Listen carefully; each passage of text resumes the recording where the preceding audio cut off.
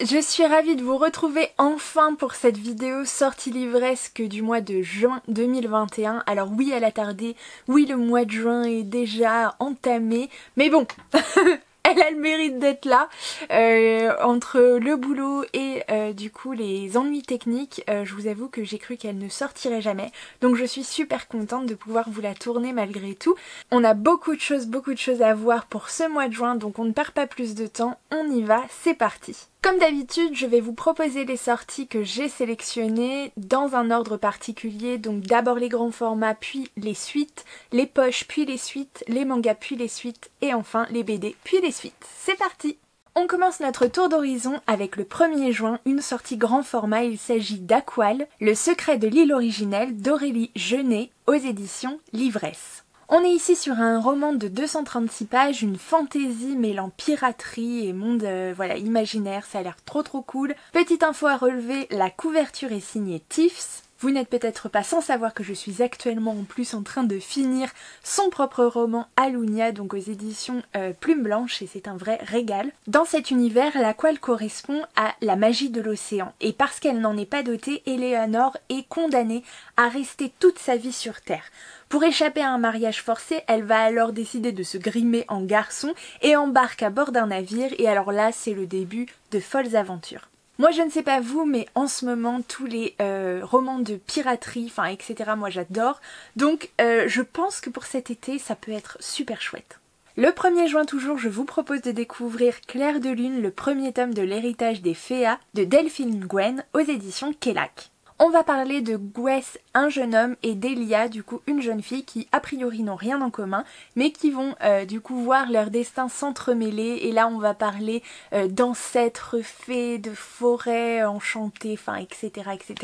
Ça a l'air trop chouette, si vous aimez le genre, c'est juste magnifique. Moi j'avoue que je me tâte fortement à découvrir ce titre. Sachant en plus que je ne connaissais absolument pas ces éditions, et du coup leur travail a l'air plutôt assez sympathique. On passe cette fois au 2 juin pour découvrir grâce à l'opération de Brajlon, vous savez leurs titres, leurs intégrales à 10 €, et évidemment je ne pouvais pas passer à côté, Le Paris des Merveilles de Pierre Pével. Oui en effet, il s'agit de l'opération des 20 ans de Brajlon, donc 10 romans à 10 €. Je vous avoue que j'ai déjà le premier tome de cette saga dans ma bibliothèque, il est déjà magnifique, mais c'est vrai que si vous êtes intéressé pour découvrir cette histoire, vous avez l'intégrale, donc plus de 800 pages je crois, à 10 €. C'est plutôt très intéressant et avec une couverture en plus magnifique, c'est le moment de foncer.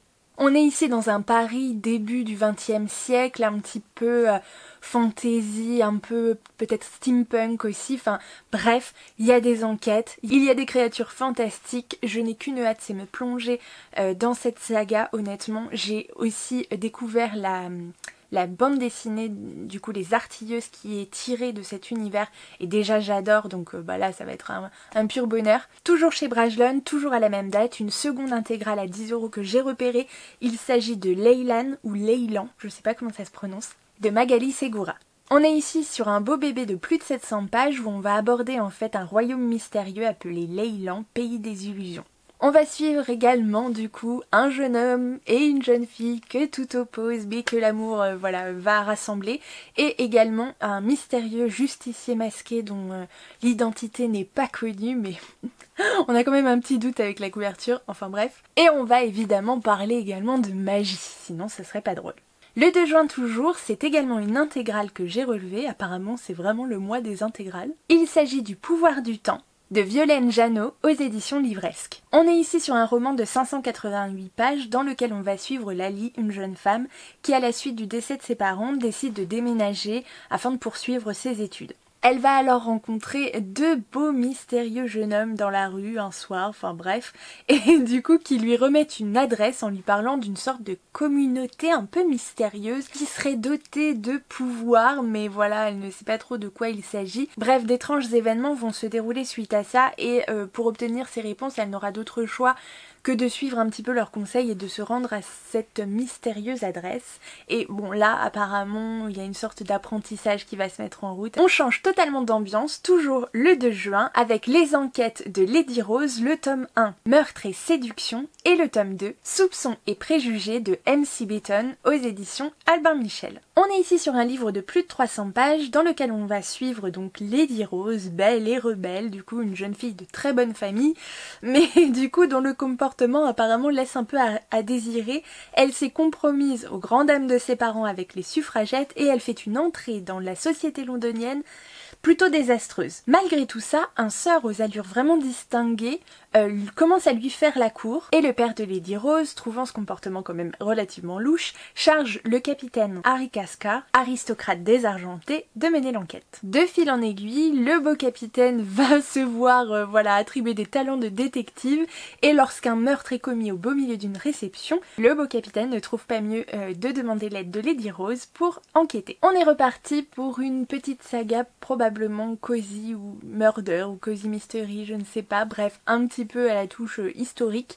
Ça peut être très très sympa et connaissant MC Beaton, à mon avis, vous pouvez embarquer sans aucun souci. On enchaîne le 3 juin avec la sortie de Tokyo la nuit de Nick Bradley aux éditions Belfond. Dans ce premier roman de 320 pages, on va découvrir des vies solitaires, secrètes, de personnes qui apparemment n'ont rien en commun, à travers les déambulations d'une chatte dans les rues de Tokyo. Hommage à la vie tokyoïte parsemée de quelques touches oniriques, ce premier roman vif et tendre met l'eau à la bouche. Changement d'ambiance toujours le 3 juin mais cette fois chez les éditions addictives avec Bien plus forte que toi, d'Emma Green. On est ici je pense sur une petite comédie romantique mais avec des thématiques plutôt intéressantes. On va suivre Willa Larson qui est une mannequin grande taille qui pour sauver son premier rôle dans une série télé doit malheureusement faire appel à un avocat, Rio Delacroix, première. Ça c'est moi qui le rajoute. En tout cas, c'est un avocat absolument arrogant, détestable, qui aime que tout soit bien carré, que chacun rentre dans sa case, etc. Et Willa n'est absolument pas ça. Au-delà de son physique, c'est quelqu'un d'hypersensible avec une répartie cinglante. Une chose est sûre, c'est que la rencontre entre ces deux-là fait des étincelles. Et si vous connaissez la plume d'Emma Green, vous êtes sûr de passer un bon moment. Le 3 juin toujours, vous avez dû voir apparaître cette sortie un petit peu partout. Il s'agit de La vie invisible d'Adi Larue de Victoria Schwab aux éditions Lumen. Alors je vous avoue que je n'ai pas très envie de me plonger de trop dans ce résumé parce que c'est un titre que j'aimerais vraiment découvrir. Je sais qu'on va suivre Adi Larue qui au XVIIIe siècle aurait passé un pacte avec le diable. En échange de la vie éternelle, elle accepte que plus personne en fait ne la reconnaisse jamais. Elle peut rencontrer des gens, elle peut voyager, etc. Mais après la rencontre, en fait, les personnes ne se souviendront jamais de son nom ni de son visage. Voilà, traverser les âges comme un fantôme, c'est du coup la condition jusqu'au jour où un homme va finir par la reconnaître. Et voilà, c'est tout ce que je sais du résumé. On est sur un Victoria Schwab, on est sur quelque chose de fantastique en tout cas. Fantasy, je ne sais pas, fantastique c'est sûr. Et je trouve ça très intéressant pour avoir vu déjà passer la couverture, je trouve ça absolument magnifique. Donc j'ai qu'une hâte, c'est de découvrir ce titre. On ne s'arrête pas en si bon chemin et on continue à la même date avec la sortie de Temps mort d'Ariel Holz aux éditions Slalom. On est ici sur un roman fantastique ado dans lequel on va suivre Léo, 17 ans, qui parti sur les traces de son grand-oncle Théobald, bascule dans une fontaine des catacombes et se retrouve dans une réplique négative de Paris. Dans ce territoire appelé Périmonde, Léo ne va pas avoir d'autre choix que d'affronter plusieurs clans au pouvoir très puissant lors d'une chasse sauvage. Très énigmatique, je ne sais pas vous, mais moi je trouve que ce roman donne des envies. Le 3 juin toujours, on va pouvoir découvrir A Silent Voice de Shitoki Ohima aux éditions Lumen. On est ici sur un roman ado, une adaptation finalement d'un manga, où on va découvrir le destin de Shoko, une jeune fille malentendante depuis la naissance, tente bon gré mal gré de vivre avec ce handicap, mais arrivée dans un nouvel établissement, elle commence très tôt à subir le harcèlement, donc moral d'abord puis physique, de ses camarades et notamment du leader de la classe, Shoya. Jusqu'au jour où la situation va trop loin et la famille de Shoko décide de porter plainte. Et la situation va alors se dégrader pour Shoya puisque tous ses camarades, qui jusque-là le suivaient dans ses brimades, se retournent tous contre lui et l'accusent d'être seul responsable.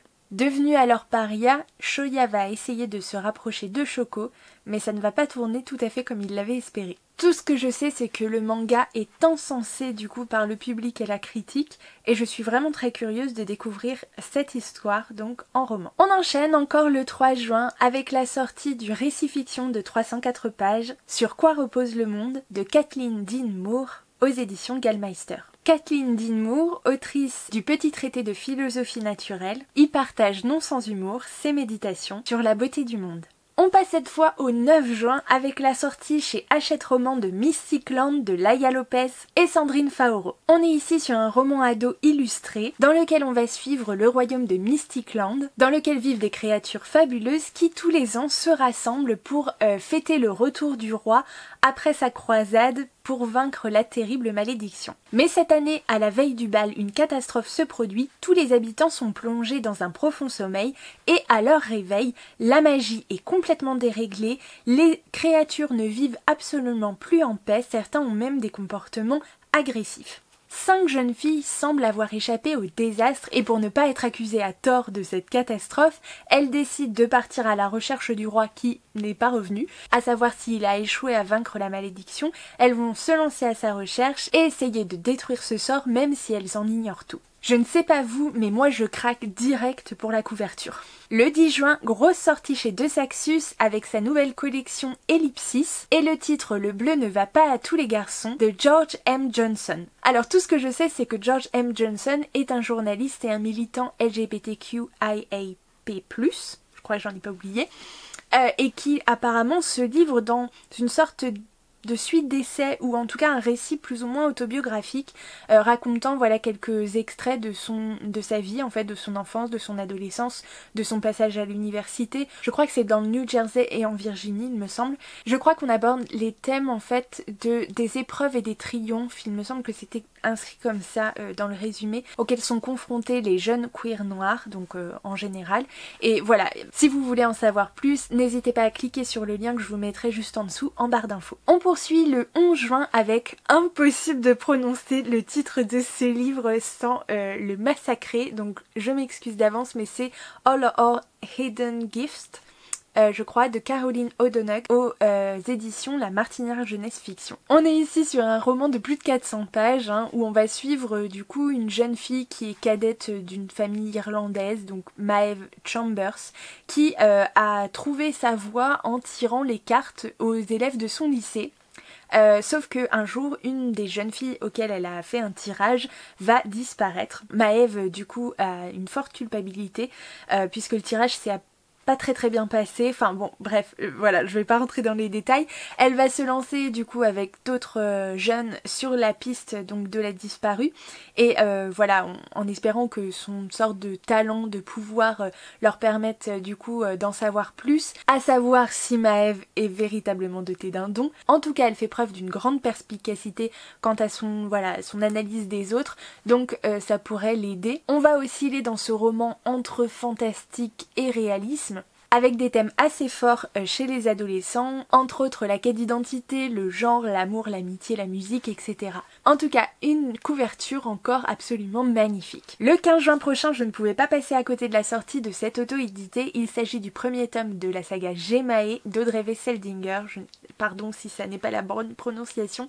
Donc Audrey est bien sûr la personne qui se cache derrière le conte La Tasse ébréchée, dont je vous mets du coup le lien juste ici. On est ici sur une duologie fantasy young adulte de 311 pages qui est disponible, je vous mets les liens en barre d'infos, en différents formats, en numérique, en version papier ou encore dans une magnifique box. Dans cet univers, la pratique de la magie grâce aux gemmes est interdite et pour veiller à cela, le roi a décrété que tous les maîtres seraient emprisonnés et subiraient l'amputation d'un bras puisque pour pratiquer cette magie, il faut apparemment avoir ses 2 bras. On va suivre dans le royaume de Melfolier une princesse, une jeune fille qui a échappé à un génocide et une mystérieuse étrangère qui débarque et qui pourrait bien tout changer. On poursuit le 16 juin avec la sortie d'un nouveau Twisted Tale, Ce monde qui est le mien, de Jen Kalonita chez Hachette. Ce roman de 336 pages va nous permettre de nous replonger dans l'histoire d'Hercule, en tout cas dans la suite, puisque après avoir prouvé sa légitimité, pouvoir apparaître, pouvoir accéder au mont Olympe, tout est beau dans le meilleur des mondes, sauf que Zeus annonce à Mégara qu'elle ne peut pas accéder au mont Olympe, et l'histoire d'amour va alors être un petit peu empêchée. Alors Héra propose à Mégara de prouver qu'elle a elle aussi sa place sur le mont Olympe en remplissant une toute petite mission. Rien du tout. Bon d'accord, il faut qu'elle mène une quête mystérieuse et c'est pas tout à fait n'importe quelle quête puisqu'en fait on lui demande de sauver la femme de son ex-petit ami. Vous savez, celui pour lequel elle a vendu son âme à Hadès et qui s'est barré tout de suite après, enfin en la laissant aux enfers. Ouais, celui-là même. Bref, j'adore le Disney Hercule et j'ai toujours beaucoup aimé le personnage de Mégara. Donc si je n'ai encore jamais lu de Twisted Tale, je pourrais fortement y réfléchir avec celui-ci. Le 17 juin encore, une nouvelle sortie de Saxus, oui, encore, et ça n'est pas n'importe laquelle, puisqu'il s'agit de La maison au milieu de la mer céruléenne de T.J. Klune. On va y suivre Linus Baker, qui est un quarantenaire qui travaille au ministère de la jeunesse magique, avec une vie très tranquille, très pépère, un chat, des disques, etc. Et on lui confie alors la mission d'aller vérifier une certaine maison, qui est en fait un orphelinat se trouvant sur l'île de Marsyas, dans laquelle résident 6 enfants dangereux. Entre autres un gnome, une vouivre ou encore l'antéchrist quoi. Et Linus va également y rencontrer Arthur Parnassus, le gardien de cet étrange orphelinat. Linus doit alors déterminer si ce directeur est assez qualifié pour gérer l'établissement. Bon, ça n'est pas un secret, hein. On sait qu'il va y avoir une romance entre Arthur et Linus. T.J. Klune est particulièrement connu pour ses romans MM, donc je crois qu'on ne dérogera pas à la règle. Mais franchement, ça donne trop envie, ça donne vraiment super envie.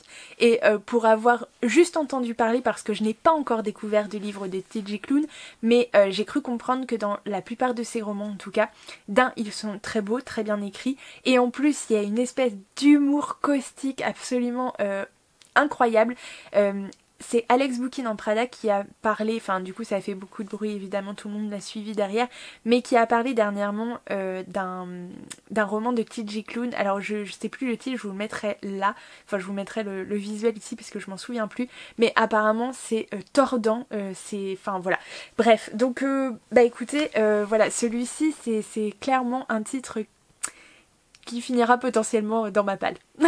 On va parler maintenant des suites de saga et je vais simplement vous les lister, je ne vais pas vous faire les résumés mais je vous mets tous les liens en barre d'infos, enfin si j'ai assez de place parce que j'en ai beaucoup à vous présenter, et histoire que la vidéo ne dure pas 15 000 ans, voilà, normalement vous avez déjà vu passer ces titres, en tout cas les premiers tomes, donc on y va, c'est parti. Le 3 juin on va commencer avec La charmante librairie des flots tranquilles de Jenny Colgan aux éditions Prisma.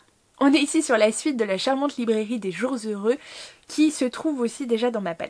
Le 3 juin toujours, vous allez pouvoir trouver le tome 2 de 365 jours de Blanka Lipinska.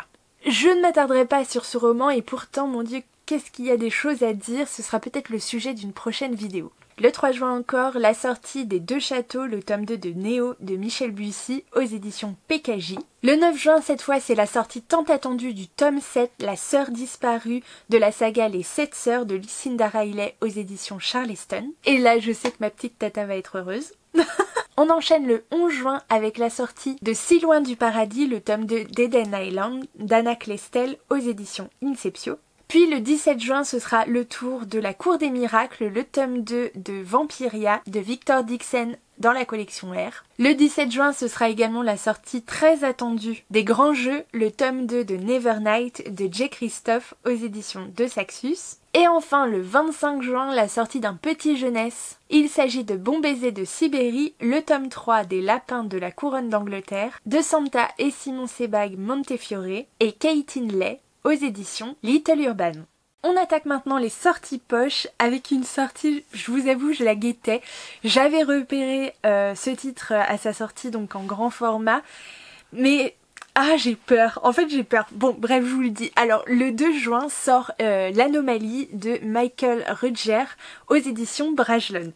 On est ici sur un petit thriller de plus de 400 pages où on va suivre en fait un archéologue un petit peu anticonformiste, donc Nolan Moore, qui en fait publie sur sa chaîne YouTube une série de documentaires trépidants, alors bien sûr critiqués par les gens du métier, mais encensés par le public. Et cette fois, Nolan et son équipe ont décidé de se rendre sur les traces d'un explorateur du début du XXe siècle qui aurait découvert une mystérieuse grotte dans la paroi du Grand Canyon. Mais l'aventure se change très vite en opération de survie, l'équipe est alors bloquée sans eau ni nourriture dans un noir complet et s'aventure dans des tunnels de plus en plus inhospitaliers. De mystères originels en créatures terrifiantes, du coup les membres de l'équipe commencent à disparaître les uns après les autres et on se demande si certains secrets ne devraient pas rester enfouis. Le 2 juin encore, la sortie d'Everless de Sarah Holland au livre de poche. On va y suivre Julie qui vit dans la misère avec son père et une seule solution pour régler leurs dettes pour son père, c'est de se rendre chez l'extracteur de temps puisque dans ce royaume de Sempera, tout se paie en fer de sang, un métal précieux obtenu à partir de notre temps de vie. Pour essayer de sauver son père, Julie se fait engager comme domestique à Everless, la résidence des Gerling, la famille la plus puissante du royaume. Or, Julie n'est pas totalement une inconnue à Everless puisque son père et elle y ont vécu quand elle était petite et suite à un incident, les deux ont été obligés de fuir pour se protéger et le père a toujours interdit à sa fille d'y retourner car si elle est reconnue, elle risque de courir un grand danger. Le 2 juin, toujours chez le livre de poche, la sortie de La commode au tiroir de couleurs d'Olivia Ruiz. Alors dans ce court roman de 192 pages, on va suivre du coup à la mort de l'abuela, donc de la grand-mère du coup Rita, sa petite fille qui hérite de l'intrigante commode à laquelle elle avait interdiction de toucher étant enfant. Et le temps d'une nuit, elle va ouvrir donc les 10 tiroirs qui renferment les secrets qui ont scellé le destin de femmes de plusieurs générations de sa famille, entre l'Espagne et la France, de la dictature franquiste à nos jours. Le 3 juin, chez 10-18, c'est la sortie poche tant attendue de La Villa aux étoffes d'Anne Jacobs. On est ici sur le premier tome d'une saga, un beau bébé de 648 pages, dans lequel vous allez pouvoir découvrir un récit, une saga familiale et historique, dans laquelle on va suivre en fait Marie, une jeune orpheline qui se fait embaucher en tant que fille de cuisine, je crois, dans la maison d'une riche famille qui a une usine textile, bref, et tout, et le contexte historique avec la Première Guerre mondiale, etc., etc. Bref, une saga comme on les aime, si vous aimez les sagas historiques et familiales, celle-ci est pour vous, elle a énormément de succès parmi les lecteurs qui l'ont découvert en grand format, donc allez-y, c'est le moment de foncer. Le 3 juin toujours, mais cette fois chez Pocket, c'est la sortie de À charge de revanche de Sophie Kinsella. Personnellement, Sophie Kinsella, c'est une autrice que j'aime beaucoup pour voilà, ces petits roman feel good, comédie romantique, etc. C'est très très chouette. J'en ai lu pas mal, je n'ai pas du tout lu sa saga sur l'accro au shopping là, mais à part celle-ci, je crois que j'ai à peu près tout lu. Et je vous avoue que À charge de revanche, je l'ai dans ma bibliothèque, mais je l'ai toujours pas sorti, mais ça va pas tarder, j'espère que c'est pour cet été. En tout cas, moi c'est quelque chose qui me fait très envie. Je vous en parlais tout à l'heure, mais le 3 juin sort la charmante librairie des jours heureux de Jenny Colgan aux éditions Pocket. Préparez vos valises, on part cette fois en Écosse avec Jenny Colgan. On va y suivre Nina, du coup une petite bibliothécaire qui se voit forcée de quitter son emploi. Elle va décider de tout plaquer, d'acheter un vieux van, de rassembler un stock de vieux bouquins et de créer une librairie itinérante dans les Highlands. Moi perso, faudrait pas trop me pousser pour le faire. Hein. Et pour finir, le 3 juin encore sort La vie en ose de Lisa Azuelos aux éditions Pocket. On va y suivre Alice, une cinquantenaire bientôt divorcée, dont le dernier enfant voilà, quitte le nid, etc. qui espère démarrer une nouvelle carrière, mais ça ne prend pas tout à fait la direction qu'elle espérait, pas un homme dans sa vie, bref, voilà, un constat un peu décevant pour elle, et elle se réveille du coup un jour en disant ça suffit, stop, si je veux que les choses changent, eh bien il va falloir que ce changement vienne de moi. Et donc elle va décider qu'à partir de ce moment-là, elle sera celle qu'elle n'a jamais osé être elle-même. On enchaîne tout de suite avec les suites de saga en format poche. Je vous propose le 2 juin L'Empire libéré, le tome 3 des Faucons de Ravera de Melissa Caruso aux éditions Big Bang. Toujours à la même date, c'est la sortie du Secret de Briar Hall, le tome 4 de la saga Loveday Rider de Faith Martin aux éditions HarperCollins Noir. Toujours à la même date, vous pourrez retrouver Un parfum de scandale, le tome 3 de la saga Les Sœurs Mitford Enquête de Jessica Fellowes au livre de poche. On continue cette fois avec les sorties manga. Le 10 juin, vous allez pouvoir découvrir le tome 1 et le tome 2 de Laisse-moi t'embrasser de Vega Nakashima aux éditions Akata. On est ici sur un petit shoujo qui a l'air assez mignon. On va y suivre une jeune fille, Sakura, qui vit dans un petit village côtier. Voilà, une vie très tranquille, hein, pas passionnante, voilà. Jusqu'au jour de sa rencontre avec un jeune garçon d'un an son cadet, Ao, qui est pétillant, voilà, qui met un peu de piment dans sa vie. Apparemment, je saurais pas du tout quelles sont les thématiques, parce que souvent chez Akata, il y a quand même des thématiques un petit peu, voilà, plus profonde que ça, j'ose espérer, mais bon voilà, ça a l'air assez mignon, je saurais pas trop vous en dire, n'hésitez pas à cliquer sur le lien que je vous mets en barre d'infos si vous voulez en savoir plus, mais bon, je fais assez confiance à Akata du coup pour découvrir ce petit shoujo. Un peu plus tard dans le mois, le 23 juin très exactement, vous allez pouvoir découvrir également le tome 1 d'Agent of My Heart de Maki Enjoji aux éditions Kaze. Dans ce petit shoujo, on va suivre, alors je vais regarder son nom parce que sinon je vais... Chitose Saejima, pardon. Donc une jeune femme qui était autrefois persécutée à l'école mais qui est devenue aujourd'hui une femme forte, autoritaire, voire un chouïa effrayant. Et de l'autorité, il va lui en falloir pour assurer sa nouvelle mission parce qu'elle est manager dans une agence artistique et la dernière mission qu'on lui a confiée, c'est celle de s'occuper de la superstar du moment, Sena Fujishiro, qui est un acteur au talent certes indiscutable mais assez, comment dire, ingérable. Il drague tout ce qui bouge, il ment compulsivement, enfin c'est une horreur. Et ça va donner pas mal de fil à retordre à Chitose. D'autant qu'il semblerait que leurs routes se soient déjà croisées. Bref, je sens que ça va me faire marrer.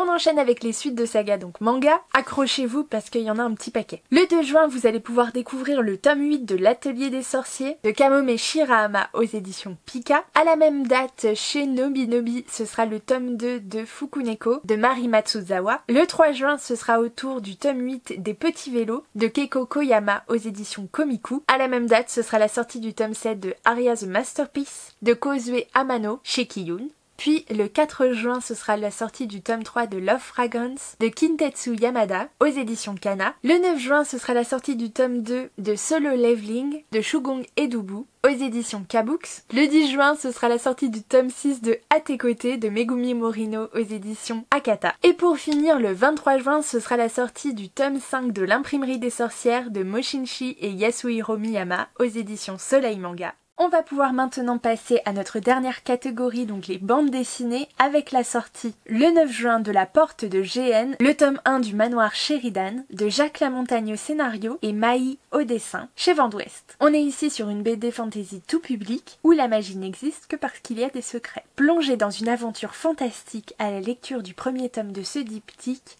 aux influences très avérées d'Edgar Allan Poe ou encore de Tim Burton. On enchaîne le 9 juin avec la sortie de L'Envol des éphémères, le premier tome de Phobos, de Victor Dixon et Eduardo Francisco aux éditions Glénat. On est ici sur l'adaptation BDesque du roman de SF de Victor Dixon, donc Phobos, qui raconte l'histoire de 6 filles et de 6 garçons qui ont 6 minutes pour se rencontrer et former des couples afin de créer la première colonie humaine sur Mars. On est ici sur un thriller de science-fiction mêlant romance spatiale et course pour la survie. Le 9 juin toujours, on a la sortie du Réveil de l'Archimage, le premier tome de Nécromant d'Olivier Gay et Tina Valentino chez Draco. Il s'agit du premier tome d'une duologie mêlant fantaisie, aventure et humour. Dans un monde où les nécromants peuvent utiliser les compétences des morts, chacun cherche donc à se lier aux fantômes les plus puissants. Mais lorsque le jeune Morla se fait posséder par un archimage, une seule personne peut l'aider et accessoirement sauver le monde, c'est son frère, mais lui ne sait invoquer qu'un érudit tête en l'air, un guerrier maladroit et une danseuse du ventre. On est mal barrés les gars. Le 16 juin, c'est la sortie de La Louve et l'Enfant, le tome 1 de La Moira, avec Lilian au scénario et Raka au dessin, d'après une œuvre d'Henri Lovenbruck, aux éditions Glénat. On est ici encore sur une BD fantasy avec 2 héroïnes et une destinée. On va parler île de Gaëlia, on va parler druide, on va parler magie, on va parler louve, on va parler destin, on va parler elfe des bois, bref, ça a l'air d'être quelque chose d'assez énorme et la BD du coup serait une jolie porte d'entrée à cet univers. Alors pour les suites ça ne rigole pas puisque le 3 juin paraîtra Chose sérieuse, le tome 4 du roman graphique Heartstopper d'Alice Oseman aux éditions Hachette Roman. Mais également le 4 juin la sortie de L'ennemi intérieur, le tome 2 de Wild's End de Dan Abnett et Yann Kulbar aux éditions Kinaï. Le 11 juin c'est Les Amours de Cassiopée, le tome 2 des Sœurs Grémillet de Barbucci et Di Gregorio aux éditions Dupuis. Et enfin le 16 juin, il s'agit de la sortie de Bora et Léap, le tome 3 des Géants de Lilian au scénario, Jean-Christ et Louisa Rosso au dessin et Lorient Horaire à la colorisation aux éditions Glénat. Et voilà, on est arrivé au bout de ces sorties livresques de juin 2021. Désolée du coup pour voilà le temps de cette vidéo déjà qui doit à mon avis être assez longue. Peut-être que j'ai raccourci parce que j'ai fait beaucoup moins de résumés que d'habitude, mais bon, vous avez vu le nombre de titres qu'il y avait, c'était impossible. Désolée aussi pour le retard si ça arrive quelques jours après le début de juin, mais j'espère que cette vidéo vous plaira quand même. Moi je vous retrouve très prochainement pour une nouvelle vidéo. Vous savez qu'il y a au moins 2 book hauls qui vous attendent dans ce mois-ci là à venir. C'est vous qui les avez voulu, vous avez voté sur Instagram. Donc voilà, en tout cas j'ai été ravie de me remettre devant la caméra pour vous tourner cette nouvelle vidéo. J'espère que vous allez bien, je vous dis à très vite et je vous fais plein de gros bisous.